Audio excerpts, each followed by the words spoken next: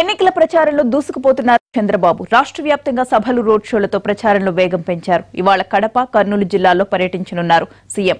చంద్రబాబుతో పాటు జమ్మూ కశ్మీర్ మాజీ ముఖ్యమంత్రి ఫరూక్ అబ్దుల్లా ప్రచారంలో పాల్గొంటారు. కడపలో బహిరంగ సభ ముగిసిన అనంతరం కర్నూలు జిల్లా ఆళ్లగడ్డ సభకు హాజరవుతారు. సాయంత్రం బళ్లారి చౌరస్తా నుంచి రోడ్ షో నిర్వహిస్తారు.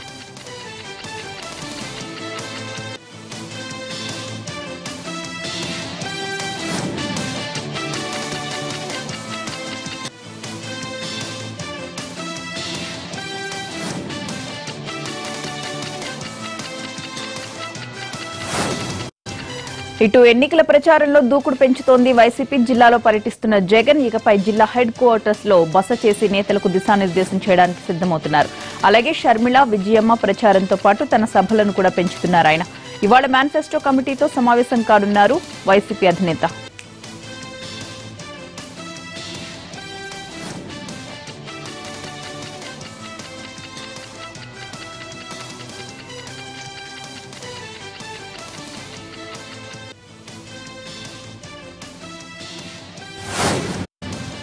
మొదటి విడత ఎన్నికల నామినేషన్ల గడువు ముగిసింది. తెలుగు రాష్ట్రాల్లో భారీగా నామినేషన్స్ దాఖలయ్యాయి. తెలంగాణలోని 17 ఎంపీ స్థానాలకు మొత్తం 795 నామినేషన్స్ దాఖలయ్యాయి. నిన్న చివరి రోజు కావడంతో 570 నామినేషన్స్ దాఖలు కాగా నిజామాబాద్ లో 245 నామినేషన్స్ వేశారు. ఏపీలో 175 అసెంబ్లీ స్థానాలకు 3279, 25 లోక్సభ స్థానాలకు 472 నామినేషన్స్ దాఖలయ్యాయి. ఇవాళ్టి నుంచి నామినేషన్ల పరిశీలన ప్రక్రియ ప్రారంభం కానుంది. ఎల్లుండి వరకు నామినేషన్ల ఉపసంహరణకు గడువుంది.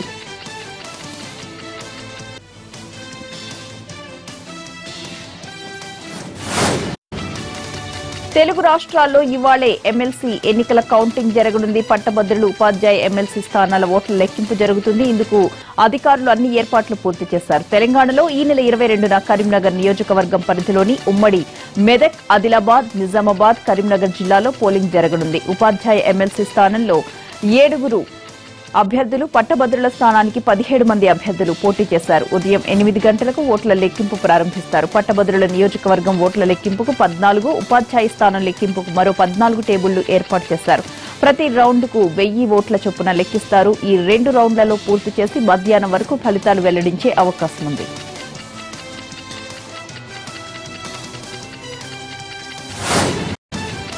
టీడీపీ తరపున ఎన్నికల్లో ప్రచారం చేయడానికి నేషనల్ కాన్ఫరెన్స్ పార్టీ వ్యవస్థాపక అధ్యక్షుడు కశ్మీర్ మాజీ సీఎం ఫరూక్ అబ్దుల్లా విజయవాడకు వచ్చారు. ఫరూక్ అబ్దుల్లాను రిసీవ్ చేసుకుని ఘన స్వాగతం పలికారు టీడీపీ నేత కంభంపాటి రామ్మోహన్. తెలుగుదేశం అధినేత చంద్రబాబు ఇవాళ ఫరూక్ అబ్దుల్లాకు కలుసుకుంటారు.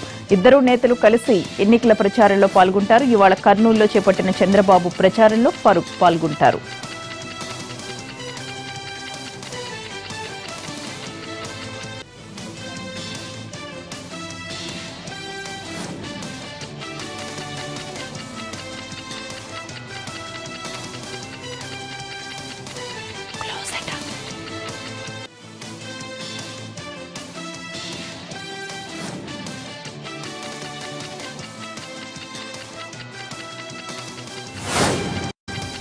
రిషితేశ్వరి చావుకు చంద్రబాబు మనుషులే కారణం అన్న షర్మిలకు కౌంటర్ ఇచ్చింది టీడీపీ. హత్య రాజకీయాలు వైసీపీకే సాధ్యమన్నారు అనురాధ. పరిటాల సునీత పసుపు కుంకుమను నేలరాసిన మీకు పసుపు కుంకుమ గురించి మాట్లాడే అర్హత లేదన్నారు. రిషితేశ్వరి చావుకు చంద్రబాబు గారి మనిషి బాబురావు అని తెలిసి ఎందుకు ఏ చర్య తీసుకోలేదు? వనజాక్షి, మహిళా తహసీల్దార్, స్థానిక ఎమ్మెల్యే చింతమనేని ప్రభాకర్ అనుకుంటా అక్రమంగా ఇసుక రవాణా చేస్తున్నాడని అడ్డుకుందని ఆమెని నది రోడ్డులో జుట్టు పట్టుకొని ఈడ్చుకు వెళ్లారు. ఒక మహిళకు ఇంత అవమానం జరిగితే, ఒక ఆఫీసర్కు ఇంత అవమానం జరిగితే చంద్రబాబు గారు ఏం చేశారు? ఏ హత్య రాజకీయాల గురించి మీరు మాట్లాడుతున్నారు? అనంతపురంలో పరిటాల రవి గారి హత్య చేసిందేగాక పరిటాల రవి గారి ఆత్మీయుల్ని, కార్యకర్తల్ని, తెలుగుదేశం పార్టీ కార్యకర్తల్ని వేల మందిని పొట్టన పెట్టుకున్న మీరు వేల మంది మహిళల పసుపు కుంకుమలు తుడిచేసిన మీరు ఎవరో దాకేందుకు మీకు ప్రత్యక్షంగా పరిటాల రవి గారి భార్య గారైన సునీతమ్మ గారే కనపడతా ఉంది. ఆ పసుపు కుంకుమలు నేల రాసి ఈరోజు ఏ పసుపు కుంకుమ గురించి మీరు మాట్లాడతారమ్మా? మీకు అసలు కనీస నైతిక అర్హత ఉందా?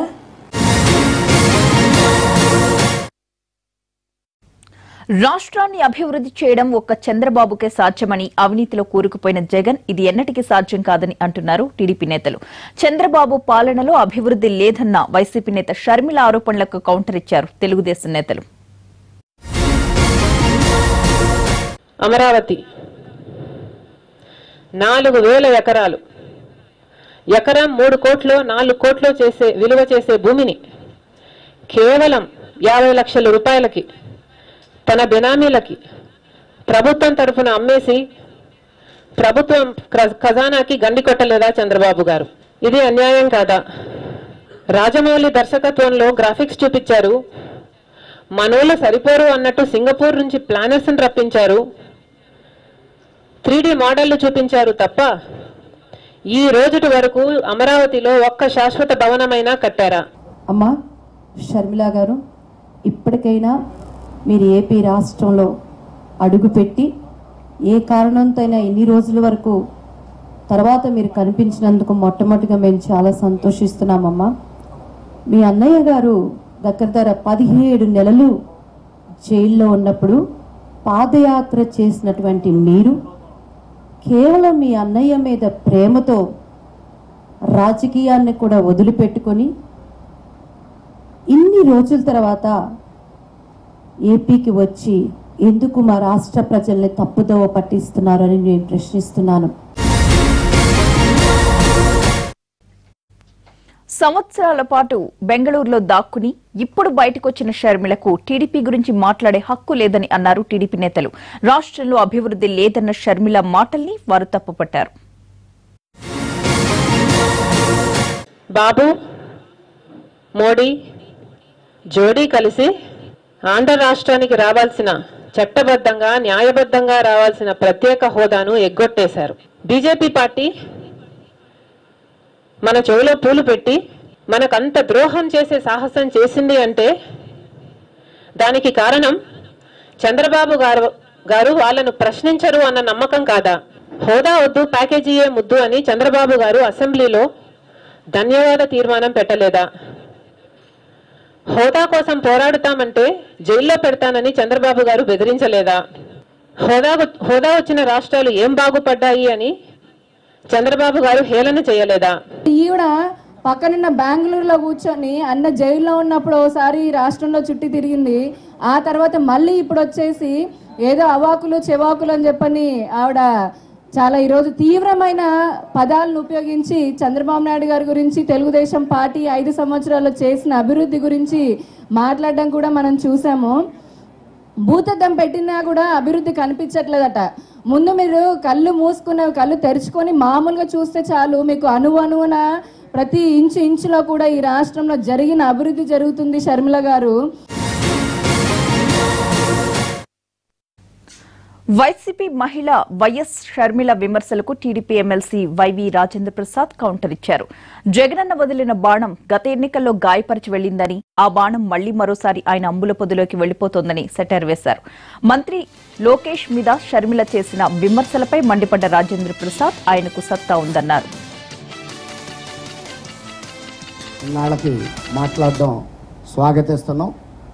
సోదరి చక్కగా జయప్రదంగా ప్రచారం నిర్వహించి గత ఎన్నికల ఫలితాలని పునరావృతం చేసి ఆవిడ రాష్ట్ర ప్రజలకు కానుకగా అందించి వెళుతుందని ఆశిస్తూ, జగనన్న వదిలిన బాణం గత ఎన్నికల్లో జగనన్నే గాయపరిచి వెళ్ళిపోయింది అమ్ముల పొద్దులోకి. మరలా అదే కథ పునరావృతం అవుతుందని, ఆ బాణం మళ్ళీ జగనన్నకే నష్టం కలిగించి మరల తిరిగి అమ్ముల పొదిలోకి వెళ్ళిపోతుందని ఆశిస్తూ ఆవిడకి మనస్ఫూర్తిగా స్వాగతం పలుకుతున్నాం. షర్మిల గారే కాదు, తప్పులేదు, విజయమ్మ గారు కూడా ప్రచారంలోకి రావచ్చు. నేను మామూలుగా మాట్లాడుతుంటే చూసాం 3 పాయింట్లు. లోకేష్ బాబు గారికి ఏదో 3 శాఖలు ఇచ్చారు, ఐటీ శాఖ అక్కడ వాళ్ళకి కేటీఆర్ గారికి ఇచ్చారని చెప్పి ఎక్కడ ఇచ్చారని ఒకళ్ళని చూసి చేయని అవసరంలా. మా లోకేష్ బాబుకి ఆ సత్తా ఉంది, ఆ కెపాసిటీ ఉంది, ఆ లీడర్షిప్ క్వాలిటీ. తెలంగాణ ముఖ్యమంత్రి కేసీఆర్ మద్దతిస్తుంది, వైసీపీ పార్టీకి కాదని ప్రత్యేక హోదాకు మద్దతిస్తున్నారని అన్నారు వైఎస్ జగన్. అన్ని రాష్ట్రాలు స్టేటస్ కి మద్దతు ఇవ్వగాలేంటి, కేసీఆర్ మాత్రం ఇస్తే తప్పేంటి అని ప్రశ్నించారు. చంద్రబాబు నాయుడు గారిని అడుగుతా ఉన్నా, అయ్యా చంద్రబాబు నాయుడు గారు, కేసీఆర్ గారు 1000 కోట్లు ఇచ్చారు జగన్కు అని అంటా ఉన్నారు. నేను చంద్రబాబు నాయుడు గారిని అడుగుతా ఉన్నాను, అయ్యా చంద్రబాబు, ఆయన 1000 కోట్ల రూపాయలు ఇస్తూ ఉండగా నువ్వేమైనా చూసావా చంద్రబాబు అని అడుగుతా ఉన్నాను ఈ పెద్ద మనిషి చంద్రబాబు నాయుడు గారిని. లేదా ఇదే చంద్రబాబు నాయుడు గారిని అడుగుతా ఉన్నాను, లేదా కేసీఆర్ గారు ఏమైనా నీకేమైనా ఫోన్ చేసి చెప్పాడా, చంద్రబాబు నేను జగన్కు 1000 కోట్లు ఇచ్చాను అని నీకేమైనా ఫోన్ చేసి చెప్పాడా అని చెప్పి అడుగుతా ఉన్నాను ఈ పెద్ద మనిషి చంద్రబాబు. భార్య ఒక పార్టీలో, భర్త ఒక పార్టీలో ఉంటూ విచిత్రమైన వివరణలు ఇస్తున్నారంటూ దగ్గుబాటి కుటుంబంపై సెటైర్ వేశారు AP CM Chandrababu. BJP, YCP కలిసిపోయాయని అనడానికి ఇంతకంటే వేరే ఉదాహరణ కావాలా అని ప్రకాశం జిల్లా మాలకుంటపాడు సభలో ప్రశ్నించారు. కంపు కొడుతున్నాయంటే భర్త ఒక పార్టీ, భార్య ఒక పార్టీ. మళ్ళా దానికి justification YSR Congress, BJP perfect alliance. ఎవరిని మోసం చేస్తానని అడుగుతున్నా, మీరు ఉండండి, ఆ మాటే చెప్పండి. ముసుగులో రాజకీయాలు వద్దు, ముసుగులో గుద్దులాట వద్దు. ఇక్కడ ఫ్యాన్ ఉంటుంది, స్విచ్ హైదరాబాద్ లో ఉంటుంది, కరెంటు ఢిల్లీ నుంచి వస్తుంది. ఎవరిని మోసం చేస్తారు మీరు? నేను ఒకటే అంటున్నా, మీరు రండి, ముగ్గురు రండి, ఒకేసారి తెలుసుకుందాం. ముసుగులో గుద్దులాట వద్దని మరొకసారి హెచ్చరిస్తున్నా.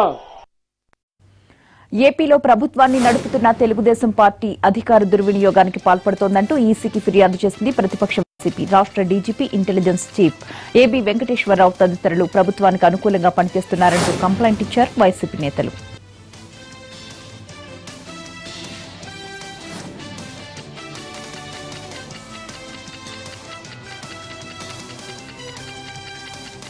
ఎన్నికల సందర్భంగా డబ్బు తరలింపు, ఫోన్ ట్యాపింగ్, ఓట్ల తొలగింపు అంశాలను ఈసీ దృష్టికి తీసుకువెళ్లారు వైఎస్ఆర్ కాంగ్రెస్ నేతలు.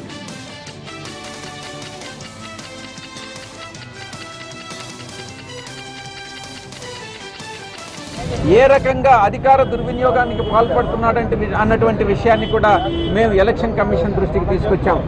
ఆయన నియామకమే గతంలో కాంపోజిట్ ఆంధ్రప్రదేశ్ ఉండగా మొత్తం 6 మంది డీజీలు ఉండగా ఇప్పుడు రాష్ట్రం 2గా విడిపోయిన తర్వాత కూడా 9 మంది డీజీలను చేయడం జరిగింది.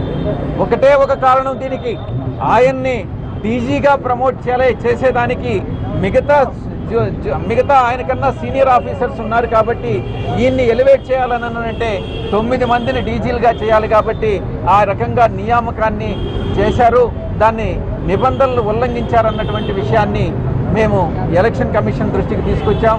ఆయన దానికి ప్రతిఫలంగా ఏ రకంగా చంద్రబాబు సామాజిక వర్గానికి చెందినటువంటి ఆ వ్యక్తి ఒక కుల ప్రీతితో ఏ రకంగా చంద్రబాబుకి ఆయన సేవ చేస్తున్నాడన్నటువంటి ఒక పోలీస్ ఆఫీసర్గా కాకుండా ఒక తెలుగుదేశం పార్టీ కార్యకర్తగా ఏబీ వెంకటేశ్వరరావు ఎలా పనిచేస్తున్నాడన్నటువంటి విషయాన్ని కూడా మేము ఎలక్షన్ కమిషన్ దృష్టికి తీసుకొచ్చాం.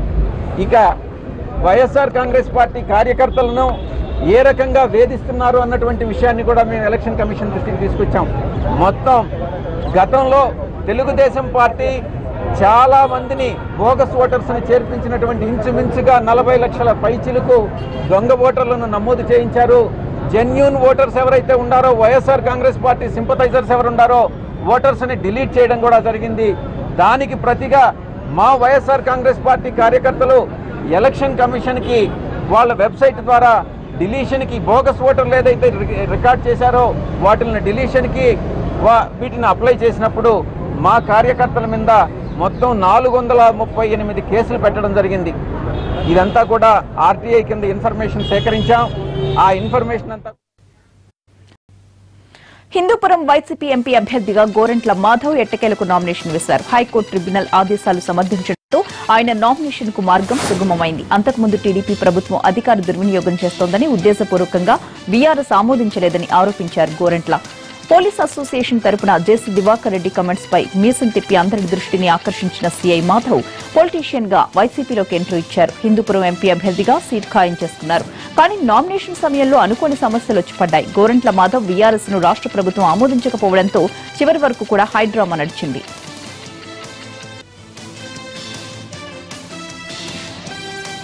ప్రభుత్వ సర్వీసులో ఉన్న వ్యక్తి వీఆర్ఎస్ తీసుకోవాలనుకుంటే 3 నెలల ముందే నోటీస్ ఇవ్వాలి.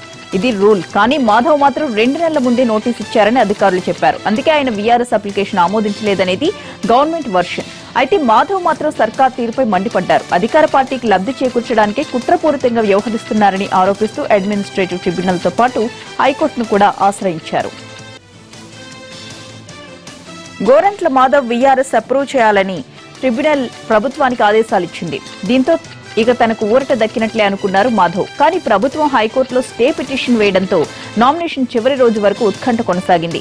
చివరి రోజున హైకోర్టు నామినేషన్ వేసుకోవచ్చని తీర్పు చెప్పడంతో మాధవ్ ఊపిరి పీల్చుకున్నారు.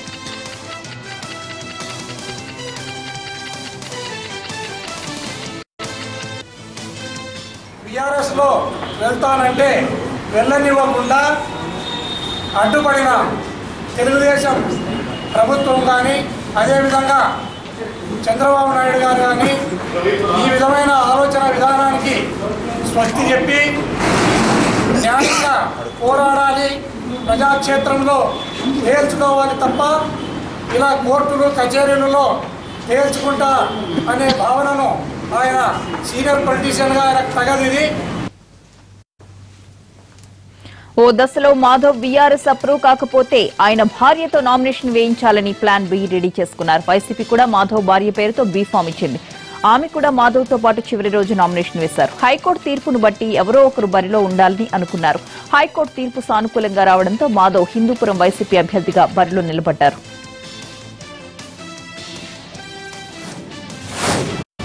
దత్తాత్రేయను కేంద్ర మంత్రిగా తొలగించి తెలంగాణ ఉనికి లేకుండా చేశారని ఆరోపించారు కేటీఆర్. తెలంగాణకు మొహం చాటేసిన మోడీకి ఎందుకు ఓటేయాలని ప్రశ్నించారు. సిరిసిల్లలో ఎన్నికల ప్రచారం నిర్వహించిన ఆయన బీజేపీ, కాంగ్రెస్ టార్గెట్ గా విమర్శలు గుప్పించారు.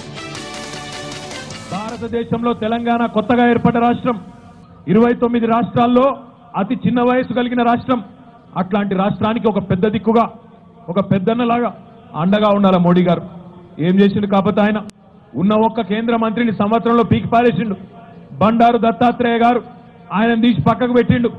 పక్కకు పెట్టి కనీసం 3 ఏళ్ల పాటు తెలంగాణ ఉనికిని కూడా గుర్తించకుండా, తెలంగాణ అనే రాష్ట్రం ఉన్నది అనే ఒక ఊసు కూడా లేకుండా, మనకు కేంద్ర మంత్రివర్గంలో ప్రాతినిధ్యం కూడా లేకుండా, అంటే 75 మంది మంత్రులు ఉంటారు కేంద్రంలో.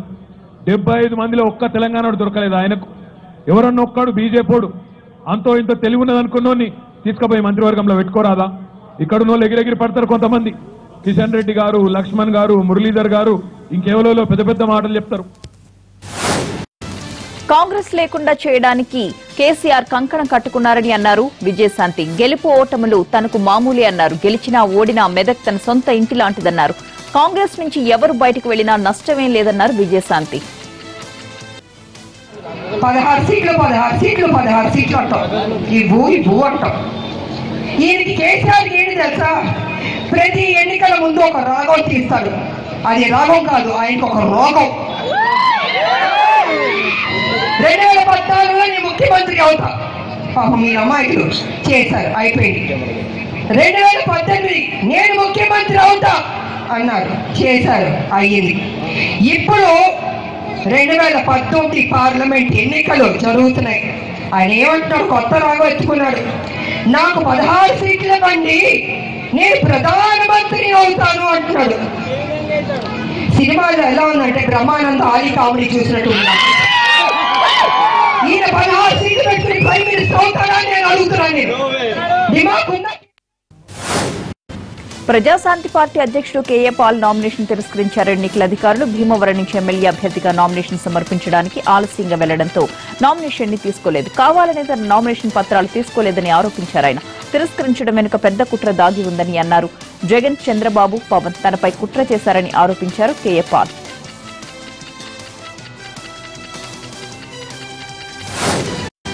సార్వత్రిక ఎన్నికల్లో గెలిపే లక్ష్యంగా జనసేన పార్టీ అనకాపల్లి వేదికగా సమర శంఖారావాన్ని పూరించింది.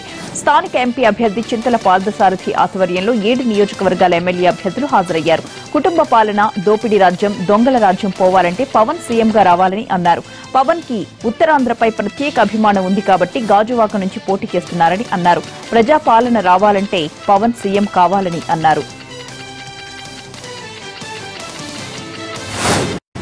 కర్నూలు జిల్లాలో 2 వర్గాల మధ్య ఘర్షణ జరిగింది. ఎన్నికల ప్రచారం చేస్తున్న మాజీ ఎమ్మెల్యే కొత్తకోట ప్రకాష్ రెడ్డిపై గుర్తు తెలియని వ్యక్తులు దాడి చేశారు.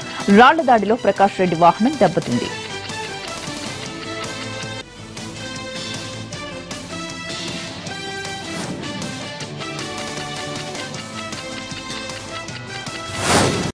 ఎన్నికల గొడవలు అప్పుడే మొదలయ్యాయి. కడప జిల్లా మైదుకూరు మండలం వనిపెంటలో వైసీపీ, టీడీపీ ఇంటింటి ప్రచారంలో ఘర్షణకు దిగారు. టీడీపీ నేతలు వనిపెంట గ్రామానికి ప్రచారానికి వెళ్లారు. దీంతో వైసీపీ నేతలు ప్రచారం అడ్డుకున్నారు. దీంతో గొడవ మొదలైంది. ఇరు వర్గాలు పెద్ద ఎత్తున దాడులకు పాల్పడ్డారు. ఈ ఘర్షణలో టీడీపీకి చెందిన 10 మందికి తీవ్రంగా గాయాలయ్యాయి. క్షతగాత్రులను మైదుకూరులోని ప్రభుత్వ ఆసుపత్రికి తరలించారు. వనిపెంట గ్రామంలో ఉద్రిక్త వాతావరణం నెలకొని ఉంది.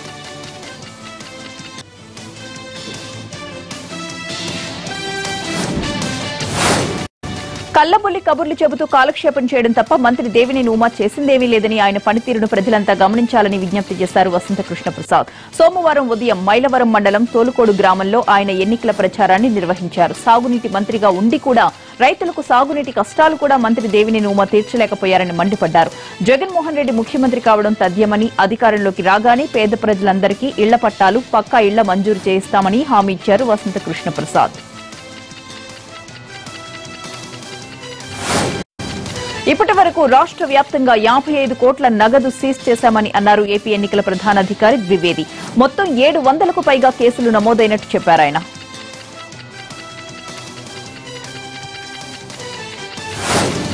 ఎన్నికల్లో కీలక ఘట్టం పూర్తయింది. తెలుగు రాష్ట్రాల్లో నామినేషన్స్ ముగిశాయి. నిన్నే చివరి రోజు కావడంతో ఆఫీసులన్నీ కూడా అభ్యర్థులతో కిటకిటలాడాయి.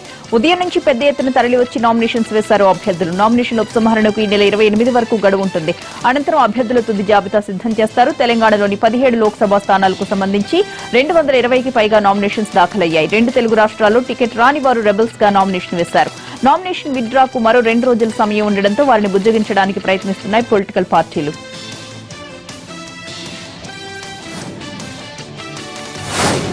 నిజామాబాద్ లో పసుపు బోర్డును ఏర్పాటు చేస్తామని హామీ ఇచ్చారు బీజేపీ జాతీయ ప్రధాన కార్యదర్శి రామ్ మాధవ్. పసుపు బోర్డు అంశాన్ని జాతీయ మేనిఫెస్టోలో చేరుస్తామని చెప్పారు ఆయన. పసుపు, ఎర్రజొన్న పంటలకు కూడా మద్దతు ధర తరహాలో ప్రొక్యూర్మెంట్ ధరను నిర్ణయిస్తామని చెప్పారు. ఎన్నికలు ముగిసిన వెంటనే కొత్త ప్రభుత్వం రాగానే ఈ నిర్ణయాలన్నీ కూడా అమలు చేస్తామని చెప్పారు. ఆర్మూర్ హౌసింగ్ బోర్డు గ్రౌండ్ లో జరిగిన బీజేపీ కమల విజయ భేరి సభలో ఈ హామీలిచ్చారు రామ్ మాధవ్.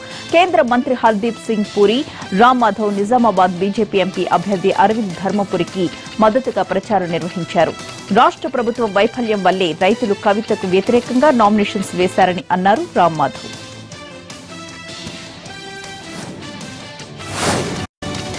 భువనగిరి నియోజకవర్గం నుంచి బూర నర్సయ్య గౌడ్ టీఆర్ఎస్ పార్టీ తరపున నామినేషన్ దాఖలు చేశారు. ఈ కార్యక్రమానికి పెద్ద ఎత్తున టీఆర్ఎస్ శ్రేణులు హాజరయ్యాయి. అనంతరం కోమటిరెడ్డి బ్రదర్స్ పై తీవ్ర ఆగ్రహం వ్యక్తం చేశారు. గతంలో వారు ఉన్నప్పుడు నియోజకవర్గంలో ఒక్క అభివృద్ధి కార్యక్రమం కూడా జరగలేదన్నారు. ఎన్నికల సమయంలో వారి మాటలు బఫోన్లను తలపిస్తోందని ఆయన అన్నారు.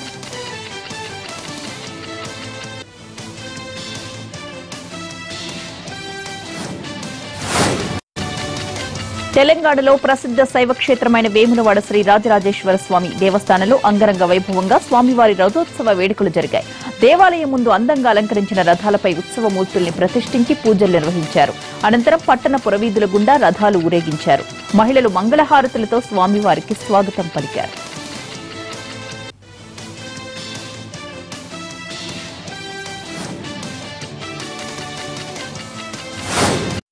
హైదరాబాద్ లో మరో కొత్త తరహా మోసం వెలుగు చూసింది. కాల్ సెంటర్ జాబ్ పేరిట యువతను సిబ్బందిగా చేర్చుకోవడం, వాళ్ల ద్వారా బ్యాంక్ లోన్లు ఇప్పిస్తామంటూ ఫోన్లు చేయించడం, ఆ వచ్చిన లోన్లు వెంటనే నొక్కేయడంతో భారీ మోసం వెలుగు చూసింది. ఈ సంస్థపై వచ్చిన కంప్లైంట్ తో సిబ్బందిని అరెస్ట్ చేశారు పోలీసులు. ప్రధాన నిందితుల కోసం గాలిస్తున్నారు.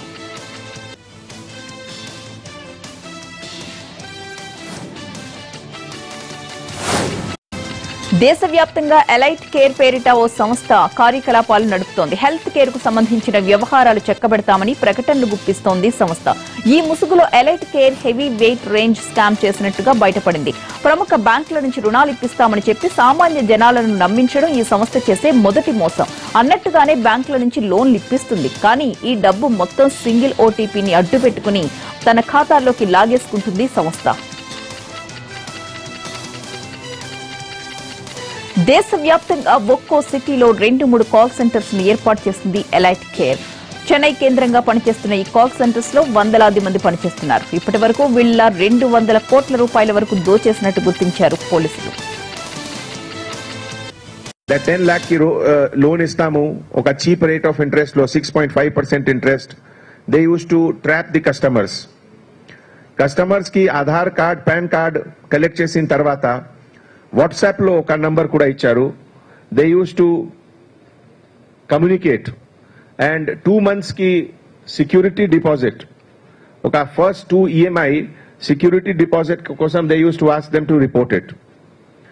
సో యాక్చువల్ గా ఒక కంప్లైనెంట్ సిసిఎస్ కి ఫోన్ చేశారు 3-4 days back and based on that CCS immediately swung in to action. They registered A case 2 days back and this entire gang was detected. The entire process lo 2 main accused, 6 team members, team leaders ki arrest kuda jarigindi. ఒక బాధితుడి ఫిర్యాదుతో రంగంలోకి దిగిన పోలీసులు call centre పై దాడి చేసి సిబ్బందిని arrest చేశారు. కంప్యూటర్లు, ఫోన్ల వంటి ఇతర వస్తువులను స్వాధీనపరుచుకున్నారు. టీం లీడర్స్ గా ఉన్న 6 మహిళల్ని అరెస్ట్ చేశారు. ప్రధాన నిందితుడి కోసం గాలిస్తున్నారు పోలీసులు. కాల్ సెంటర్ నుంచి వచ్చే ఫోన్ కాల్స్ నమ్మి మీ వివరాలన్నీ అప్పజెప్పవద్దంటున్నారు పోలీసులు. మీ పేరిట లోన్లు వస్తాయి, కానీ డబ్బు మాత్రం వాళ్ల ఖాతాలోకి వెళ్లిపోతుంది, తస్మాత్ జాగ్రత్త అంటున్నారు.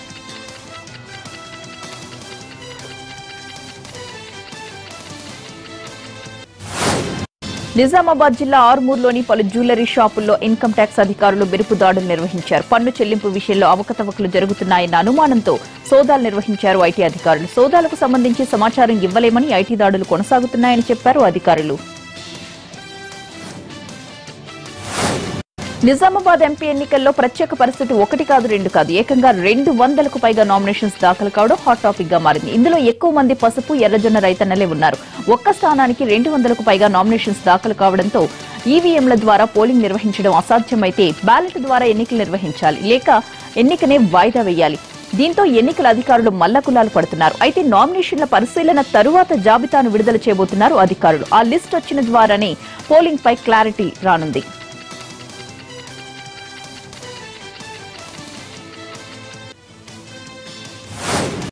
వికారాబాద్ జిల్లా పరిగి మండలం సుల్తాన్పూర్ గ్రామంలో ఎన్నికల సందర్భంగా శాంతి భద్రతల సంరక్షణ కొరకు ఫ్లాగ్ మార్చ్ నిర్వహించాయి సీఆర్పీఎఫ్ బలగాలు. జిల్లా కలెక్టర్ ఆయిషా ఖతున్ గ్రామస్తులకు ఓటు హక్కుపై అవగాహన కల్పించారు. ప్రచారానికి వచ్చిన ఏ పార్టీ వారైనా గొడవలు కాకుండా చూడాలని ప్రజలను కోరారు. తర్వాత కేసులు పెడితే జీవితాంతం బాధపడాల్సి వస్తుందన్నారు ఆమె.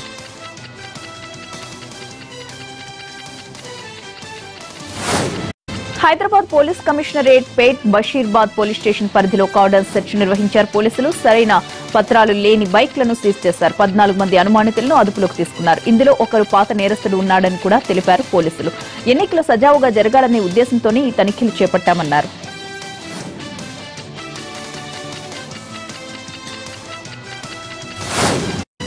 పార్లమెంట్ ఎన్నికల దృష్ట్యా ఎటువంటి అవాంఛనీయ సంఘటనలు జరగకుండా పోలీసులు, సీఆర్పీఎఫ్ బలగాలు భద్రాద్రి కొత్తగూడెం జిల్లాలో కవాతు నిర్వహించాయి. ఎన్నికల్లో ప్రతి పౌరుడు ఓటు హక్కు వినియోగించుకోవాలని, అవాంఛనీయ సంఘటనలు జరిగితే తమకు సమాచారం ఇవ్వాలని అన్నారు పోలీసులు.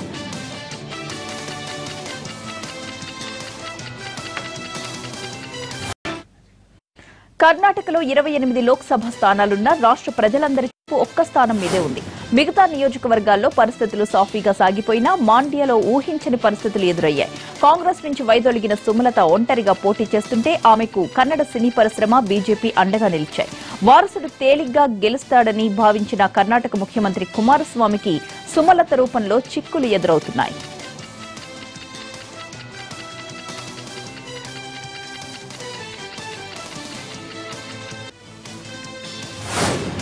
కర్ణాటకలోని మాండ్యా లోక్సభ స్థానంలో కాంగ్రెస్, జేడీఎస్ కూటమికి పెద్ద ఎదురుదెబ్బ తగిలింది. ఇక్కడ అధికార కూటమి గట్టి పోటీ ఇస్తున్నారు సుమలత. నిన్నటి వరకు కాంగ్రెస్ లో ఉన్న సుమలత మాండ్యా లోక్సభ స్థానానికి స్వతంత్ర అభ్యర్థిగా నామినేషన్ వేశారు. ఆమెను పోటీ నుంచి ఉపసంహరించేందుకు కాంగ్రెస్ నేతలు ఎంత ప్రయత్నించినా కూడా వెనక్కి తగ్గలేదామె. వేరే స్థానం నుంచి సీటిస్తామని ఆఫర్ చేసినా తన భర్త 3 సార్లు గెలిచిన స్థానం కావడంతో సుమలత మాండ్యా నుంచే పోటీ చేయాలని డిసైడ్ అయ్యారు.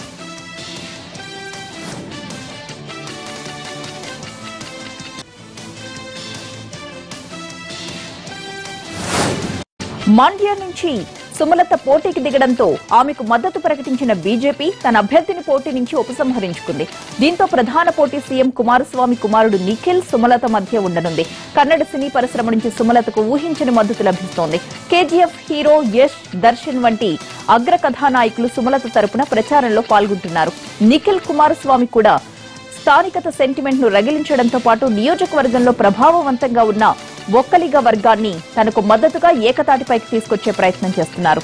దీంతో మాండ్యాలోని ఒక్కలిగ సామాజిక వర్గం ఓట్ల కోసం బీజేపీ నేత ఎస్ఎం కృష్ణను కలిశారు సుమలత. ఎస్ఎం కృష్ణ సుమలతకు మద్దతు పలికితే మాండ్యా రాజకీయం ఊహించని మలుపులు తిరిగే అవకాశం ఉంది.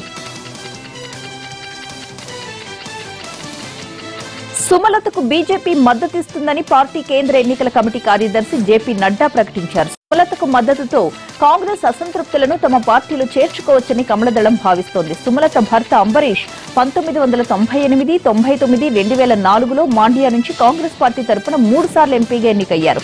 కేంద్ర మంత్రి పదవి చేపట్టారు. మాండ్యాలో ఎప్పుడు కాంగ్రెస్ జేడీఎస్ మధ్య పోటీ. 2014 సార్వత్రిక ఎన్నికలతో పాటు 2018లో జరిగిన ఉప ఎన్నికల్లో సైతం మాండ్యాలో జేడీఎస్ విజయడంకా మోగించింది. ఈసారి పొత్తులో భాగంగా మాండ్యా స్థానాన్ని జేడీఎస్ కు కాంగ్రెస్ విడిచిపెట్టింది. అయితే సుమలత స్వతంత్ర అభ్యర్థిగా బరిలోకి దిగి జేడీఎస్ కు చుక్కలు చూపిస్తోంది.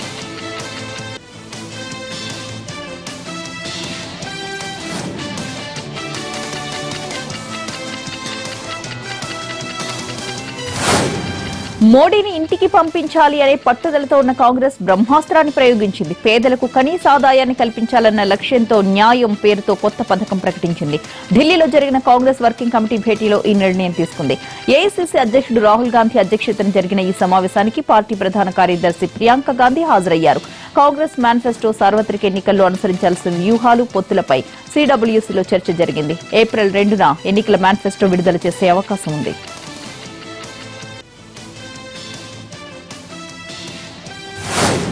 కాంగ్రెస్ పార్టీ అధికారంలోకి వస్తే పేదల కనీస ఆదాయానికి గ్యారంటీ ఇస్తూ న్యూనతం ఆయ్ యోజన న్యాయ్ ప్రకటించారు పార్టీ అధ్యక్షుడు రాహుల్ గాంధీ. ఈ పథకం వల్ల 5 కోట్ల కుటుంబాలు, 25 కోట్ల మంది ప్రజలకు లబ్ధి కలుగుతుందని పార్టీ నేతలు చెబుతున్నారు. దేశంలో నెలకు 12,000 రూపాయల లోపు ఆదాయం ఉన్న కుటుంబానికి నెలకు 6,000 రూపాయల చొప్పున ఏటా 72,000 రూపాయలు నేరుగా బ్యాంక్ అకౌంట్లో వేస్తామని అన్నారు రాహుల్ గాంధీ.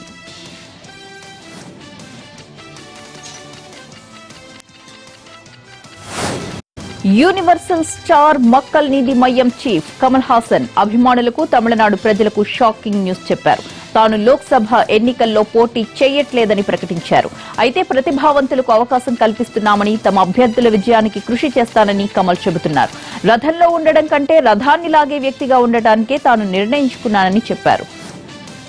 తమిళనాడులోని లోక్సభ నియోజకవర్గాలకు 18 శాసనసభ నియోజకవర్గాల ఉప ఎన్నికల్లో పోటీ చేసే అభ్యర్థుల జాబితాను మక్కల్ నీతి మయ్యం పార్టీ ప్రకటించింది. తనకంటే ఎక్కువ ప్రతిభావంతులు పోటీకి సిద్దమయ్యారని, అందుకే తాను ఎన్నికల్లో పోటీ చేయడం లేదని కమల్ హాసన్ తెలిపారు. గత సంవత్సరం కమల్ హాసన్ మక్కల్ నీతి మయ్యం పార్టీని స్థాపించారు. తమిళనాడులోని అన్నాడీఎంకే పార్టీ మీద పలు సందర్భాల్లో విమర్శలు చేసిన కమల్ లోక్సభ ఎన్నికలకు దూరంగా ఉంటూ తన పార్టీ అభ్యర్థులు పోటీ చేయడానికి అవకాశం కల్పించారు. ప్రధాని నరేంద్ర మోడీపై విమర్శలు గుప్పిస్తున్న కమల్ బీజేపీకి తన మద్దతిచ్చే ప్రసక్తి ఉండదని చెప్పారు.